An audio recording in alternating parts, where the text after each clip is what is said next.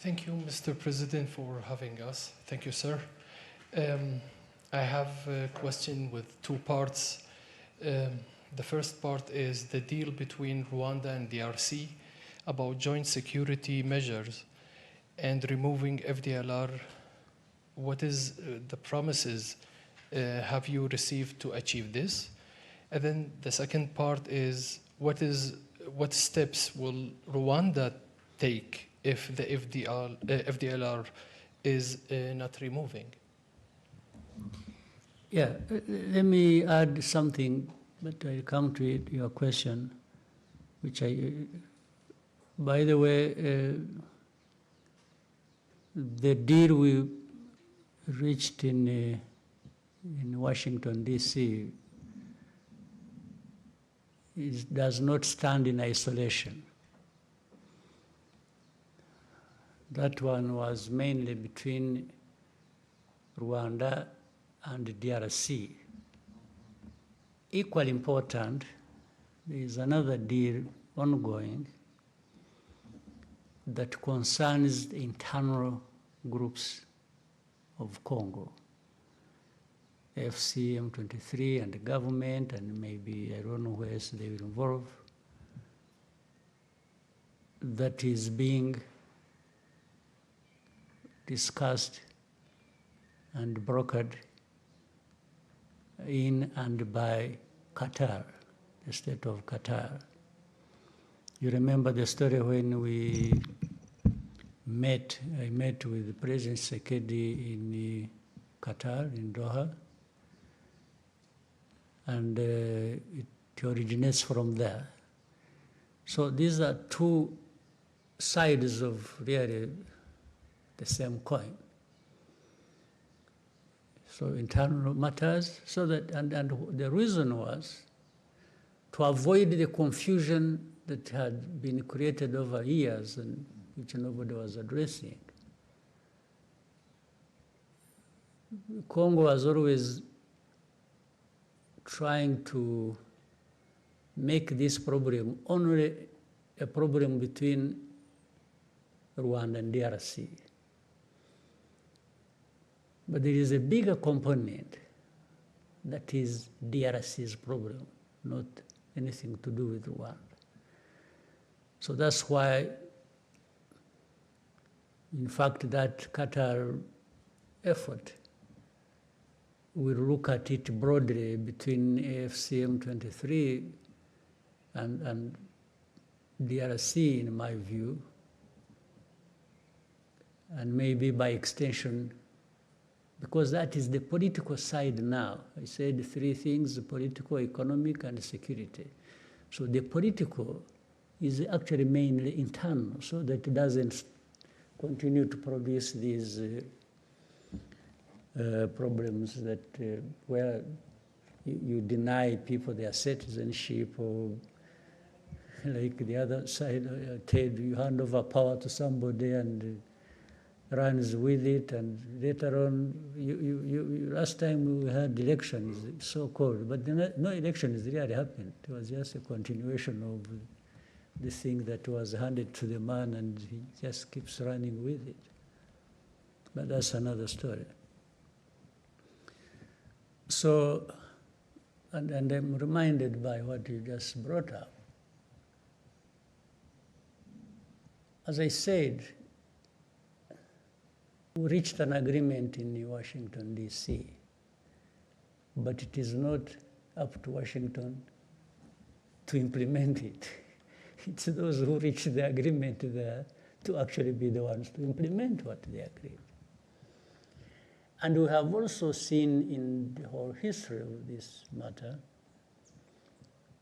that people really don't necessarily do things according to what they agreed they are going to do. That's a lesson you have learned over many years.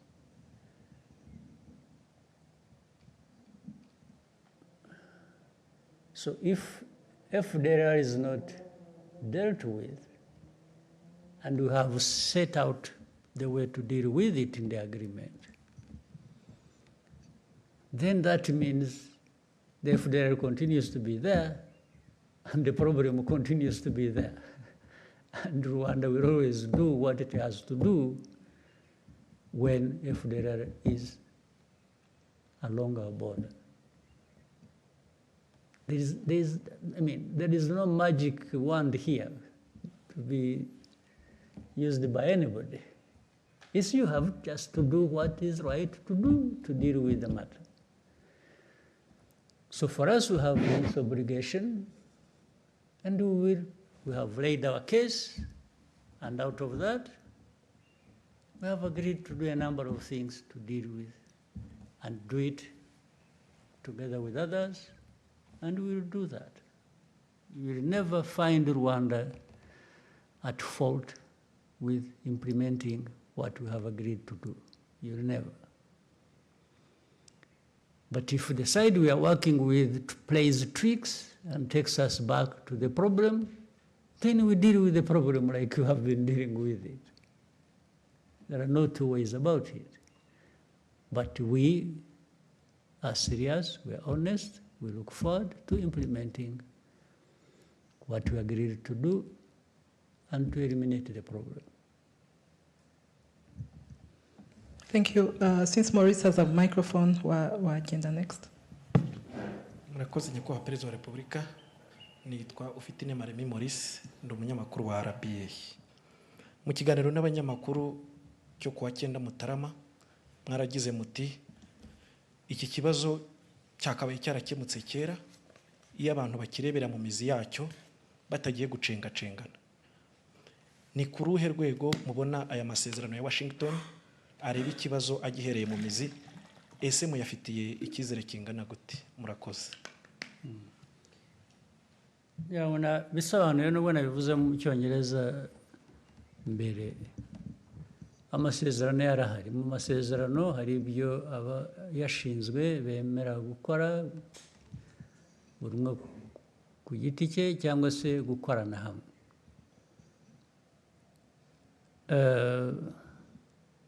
Ntabwo rero iteka abantu bose bakoresha ukuri cyangwa bavugisha ukuri no mu byo bemeye ku mugaragaro, ariko navuga ko ku ruhande rw'u Rwanda tuzakora ibyo twemeye uko bishoboka, ariko bimwe bihera ku byo abandi bakora nabo twemeranyije. Iyo badakoze ibyo twemeranyije, ubwo birumvikana ko bifite ingaruka ku byo natwe tugomba gukora, kuko twemeye kubikora kandi tuzabikora ari uko n'abandi buzuza uruhande rwabo. Rero kandi ibi nibidakora tuzakomeza dushakisha inzira iyo ari yo yose. Igihe inzira itaraboneka yo gukemura ibibazo uko bikwiriye kuba bikemuka, u Rwanda narwo ruzakomeza gukora ibishoboka byose kugira ngo rurinde abanyarwanda, rurinde igihugu aho kubura umutekano bitewe n'uko abandi twumvikanye batuzuza ibyabo byangombwa. Ibyo rero ni uguhora abantu bashakisha uburyo, nibyo tuzakora, nibyo twebwe tureba imbere yacu.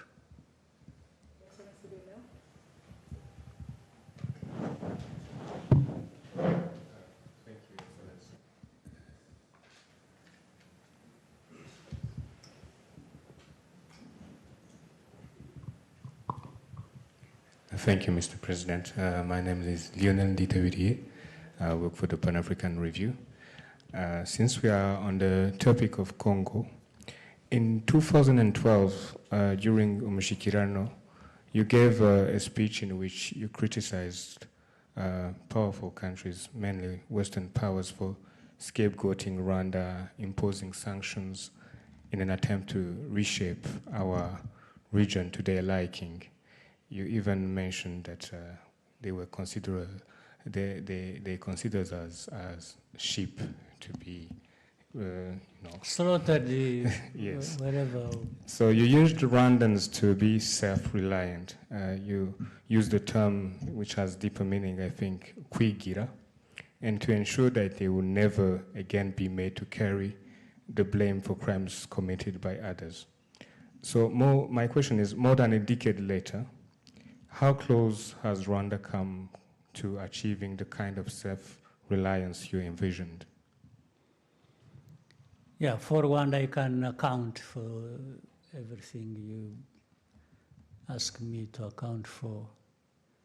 What I can't account for is what others have been doing, because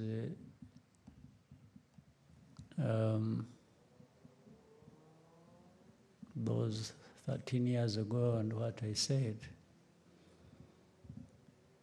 Rwanda has constantly been changing. But those powerful countries and how they see us, or maybe see other Africans, has really not changed. It's the same story, and it is what I've just been talking about. They still don't care. Not only do they not care, they actually want to stop you caring for yourself. That's the biggest problem. But for Rwanda, the progress we have made, and especially of taking care of ourselves, I mean, the story speaks for itself. Do you know that, by the way, with Eastern Congo, just before the fall of Goma and Bukavu and other parts, what had been assembled by government and those they called their allies and so on and so forth, assembled in numbers of people, men and women, assembled in weaponry, assembled in terms of mobilizing even support of other countries politically, support that, you would not believe it. But what happened, and you know it, and you saw it. It was Rwanda saying it won't happen here again. That just doesn't come anyhow. You have to have made progress on many fronts to be able to stand for yourself and respond to all the things that are brought your way to destroy you. So I think that story may speak for itself for many years. If we hadn't been building the unity of purpose, the strength to preserve ourselves and live, this Rwandan cannot live on the whims of others. No. It happened, and I've told you even this last year's April, it happened once. It will never happen again. Once was too many times. For the second one, somebody else will pay for it. They will be the ones to go. They will be the ones to perish, not Rwanda again. That one, take it from, I have repeated it. It's not bragging, it's not, it's an act of survival. We don't owe our living to anyone. Never will it happen again. Your Excellency, may we take a short break and come back for the next segment of this conversation? Let's take one and then... One more? Okay, Anangwe? And then... Thank you, Mr. President. My name is Eugene Anangwe. I'm the CEO and founder of East Africa Media Group. We do a lot of mentorship and training for media to just change the narrative about media in Rwanda and the region. I'll start first of all by saying thank you for the work you did and all the gallant soldiers to give us a country. I would like to move us away a bit from the DRC conversation and bring it back to 31 years ago. Before the liberation struggle, there was your personal story, the convictions, the thing that made you feel like I need to rise up and fight for my country. And Mr. President, I want to invite you to download the Untold, those moments that you remember today, and when you look back, you say, this was a worthwhile fight for my country. Maybe let's start there, and then we can continue later. Yeah, that's a bit complicated, but I'll try. At the beginning, when I was talking about this whole 31 years being a tough but enjoyable story, I meant the tough side was what was confronted and dealt with, being of such a magnitude that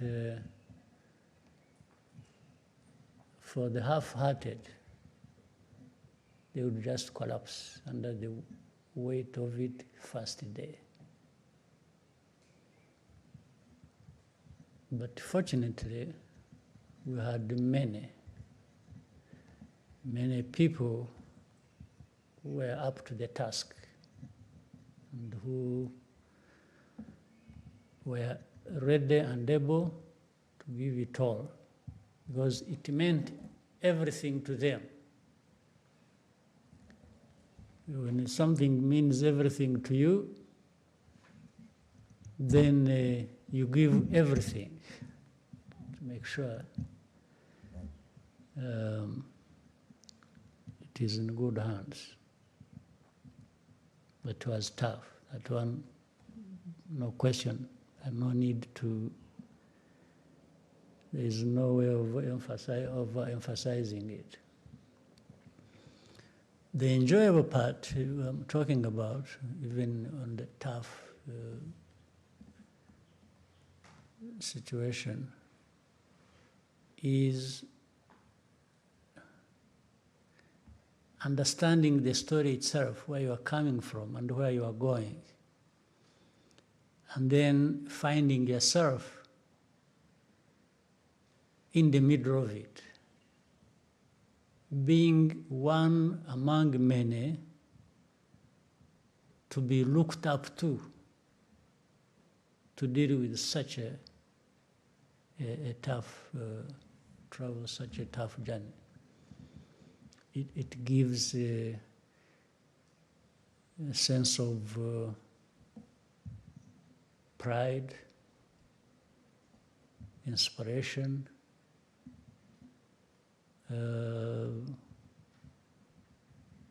really something that is worth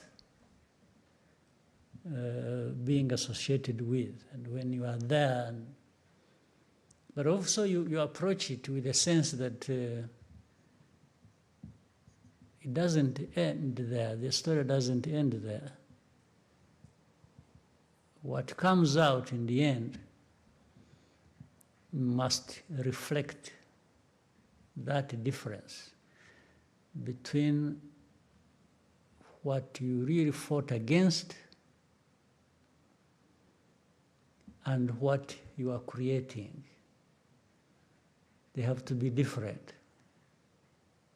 You can't fight against a bad thing and end up with a bad thing yourself, because it would be such a waste of life, even in personal terms. So for me, personal, there are things I can explain, there are other things I can't explain. I cannot explain why in a situation like this that we can explain how, even if you explain the magnitude of it, and those many people I talked about who were ready to give all they had, and they did, many of them are no longer with us. But their names, their stories live on. Their bravery lives with us. But at the same time, I cannot explain why in that whole journey, one is no longer with us and the others are still with us. Yet all of us were exposed to the same danger. I don't think those who are still lucky like me to still be alive, I cannot account for why I'm still alive. I could have easily gone the way of the others who didn't make it. Therefore, it can't be, there is no one who can get praised for still being alive, because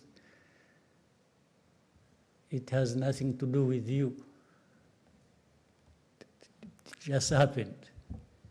Not because you are smarter or more brave or no, just happened. So that one I can't account for, I can't explain. I can only explain what I do when I'm there.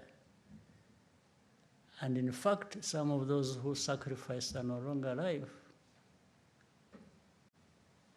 We remember them, we honor them, we respect them for what they know they were, what we know they were associated with, or they did when they are still there. It's the same thing even when they are gone. Yes, these are the people we know because of those things they did. So for my personal stories, you can take it the way you want. Some of the things I'm not responsible for. But others I'm responsible for. Maybe those ones are the ones you can judge the way you want. So that's my personal story. Thank you, Your Excellency. May we take a short break Yeah. and come back for the second segment? All right. Thank you. In a few moments, we find you ready.